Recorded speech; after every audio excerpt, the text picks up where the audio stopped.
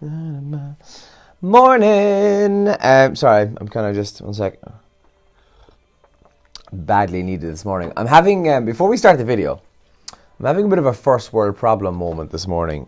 I have these jeans on me, right? I'll see if I can stand up and show you. So there was a rip in them before I came in today, and whilst getting the coffee in the kitchen, I just tore a hole in them off the handle. Look at that.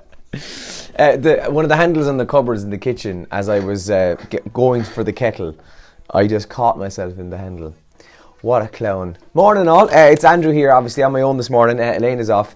She went to see Picture This at the Marquee in Cork last night, so stayed over and has abandoned me for the morning. So if you're watching this, Elaine, I hope you enjoyed the concert.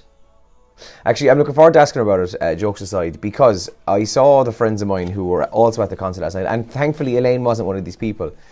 But the amount of people who watched the entire concert through their phone.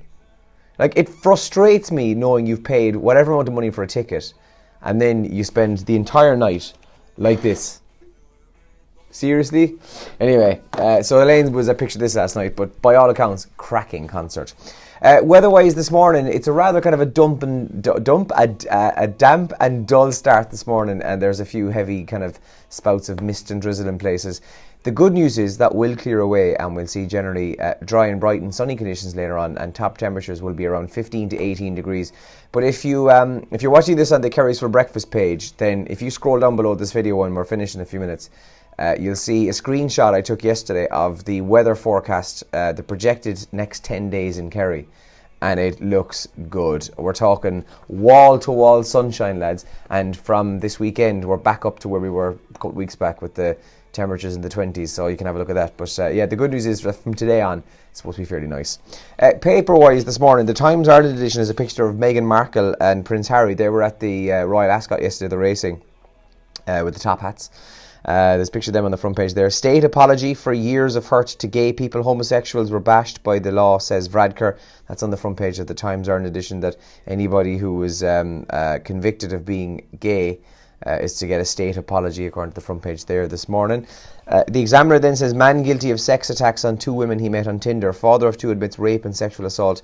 The serial attacker once jailed for a threat to kill girlfriend, as he's pictured leaving the court yesterday, on the front page of the Examiner this morning. TUSLA failed in 65 cases of kids at risk is another story there. A damning investigation into the state's child protection agency, TUSLA, has identified 65 cases where the group failed to protect children who were at a potential risk of abuse. And this is a desperately sad and quite worrying story as well. 6-year-olds struggling with suicidal thoughts. 6-year-olds, lads.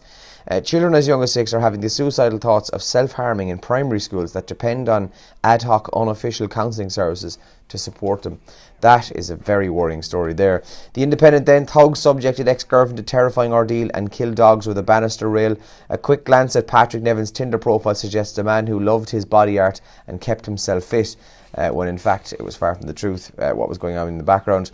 And woman has been hospitalised after being struck by a car in Dublin. This happened last night. A woman was hit by a car in Dublin 8 last night, and emergency services were called to the scene at around 9:30.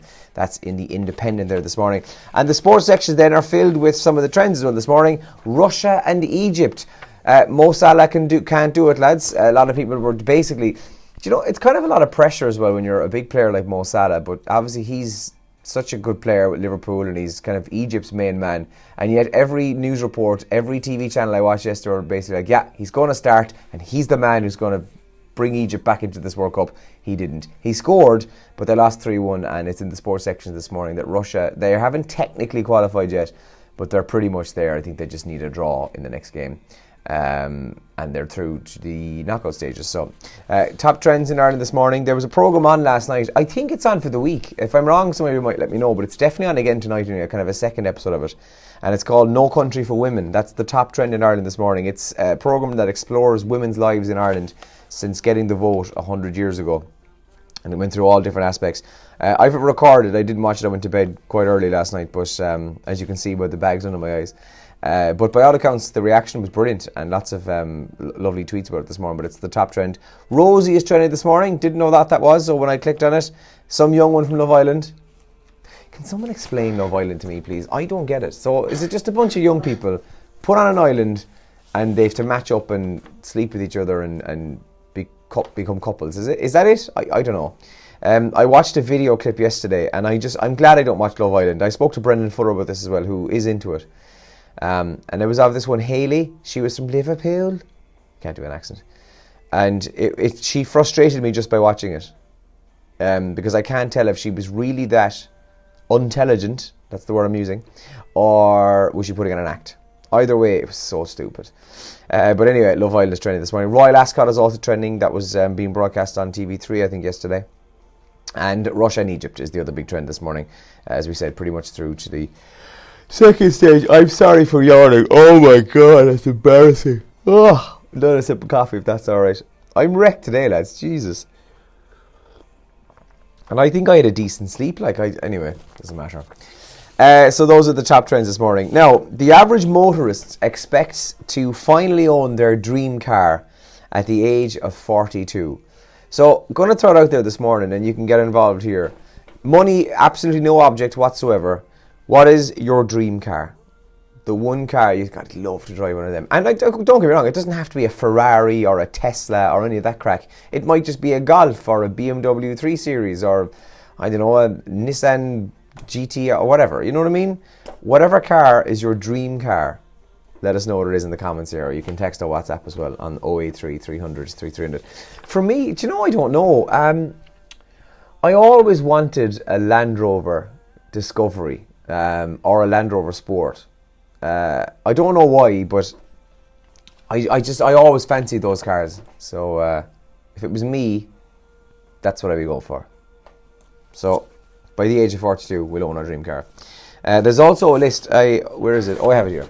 There's also a list of what we expect to have in our dream car. Now, not necessarily the dream car, but if you were going to buy a car in the morning for whatever reason, old, new, second-hand, whatever, there's a new car wish list, and there's a kind of a list of 20 things that we wish we'd had in the car. Number one on the very top of the list is air conditioning. Now, I drive a car that the air conditioning is broken in. So when I went to get it serviced last year, I said, lads, can you have a look at the air conditioning? And what time we got? Oh, we're nearly there. I said to them, can you have a look? And they rang me and they said, yeah, it turns out actually it's not the gas in your air conditioning unit. It's actually the fan for it, or the pump, I think. And that's broken and it could be nearly $1,000 to fix. So I said, you're grand. I live in Ireland. I'll do without the actual air conditioning. It's fine. That's top of the list. Another thing I'd have to have in the car, I don't have it in my current car. I have a Bluetooth headset that I use. But I would love to have my phone synced to the radio, a Bluetooth in-house system. That's another one I'd love, but that's also on the list. And cup holders are in the list as well, along with a decent sound system, cruise control, lumbar support, panoramic sunroof, ooh, and also things like heated leather seats as well. Nice. So if you could choose your dream car, let us know what that is. But if you could choose a car and have any extras in it, what would they be? Right, I'm going to finish up the video because we're going to go live in the radio in a few minutes' time. The show is still as per usual, even though Elaine isn't here. Lots of music, the Wheel of Anything, and some giveaways on the way. So look, I'll leave you at it. I'll get cracking on the radio, and we'll talk to you in a few minutes. Good luck!